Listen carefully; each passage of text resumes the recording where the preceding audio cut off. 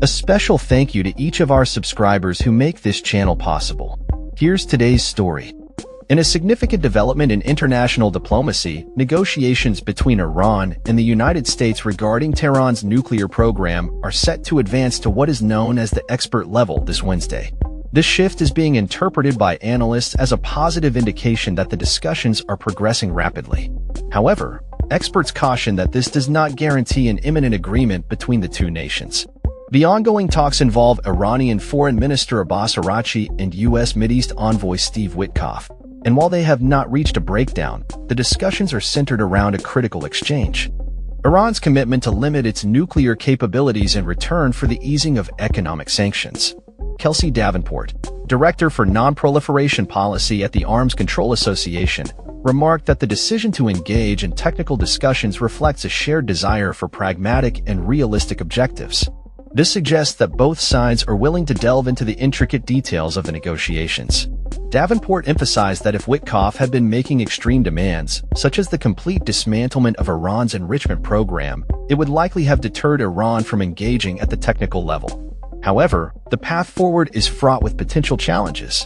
Key questions remain regarding the acceptable level of uranium enrichment for the United States, the status of Iran's ballistic missile program, and which specific sanctions could be lifted while others remain in place. Richard Nephew, an adjunct fellow at the Washington Institute for Near East Policy and a former U.S. State Department official, highlighted that the true value of expert-level discussions hinges on the existence of a political commitment to reach an agreement.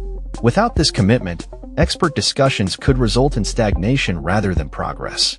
The 2015 nuclear deal, which saw the involvement of senior experts from both nations, serves as a reference point for the current negotiations.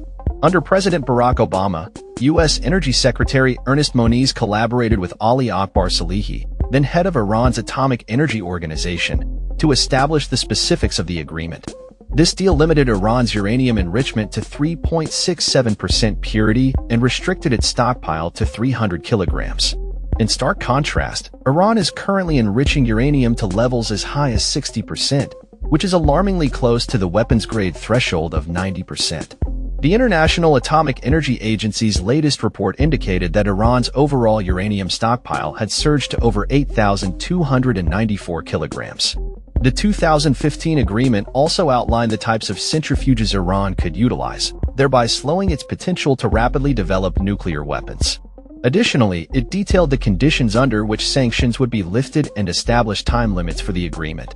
Experts believe that navigating these limits and timelines necessitates a thorough understanding of the technical aspects involved.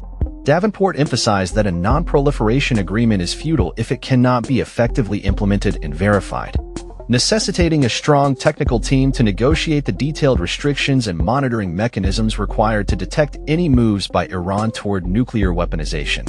As the negotiations move to the expert level, it remains unclear who will represent both sides.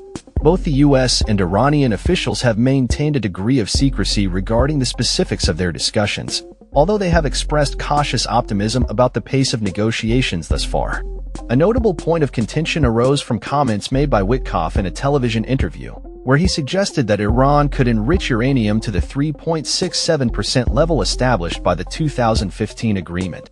This remark prompted a swift response from Araghchi, who asserted that the core issue of enrichment is non-negotiable for Iran. Despite these challenges, some experts remain hopeful about the trajectory of the negotiations. Alan Ayer, a former U.S. diplomat involved in previous nuclear talks, expressed encouragement at the commencement of expert-level meetings, noting that the absence of mutually exclusive red lines indicates a lack of immediate roadblocks to a potential agreement. Nephew echoed this sentiment, describing the move to expert-level discussions as a positive sign, while also cautioning that the real work is likely just beginning. Corey Hinderstein, Vice President for Studies at the Carnegie Endowment for International Peace, characterized her outlook as one of cautious optimism. She emphasized that while heads of delegation are responsible for setting strategic goals, the technical experts are crucial for translating those goals into actionable agreements. As the world watches these negotiations unfold, the implications of a successful agreement could resonate far beyond the nuclear landscape, influencing geopolitical dynamics in the region and beyond. That's all for this story. We upload videos every day covering many different subjects, so hit that subscribe button to stay informed. Thanks for watching.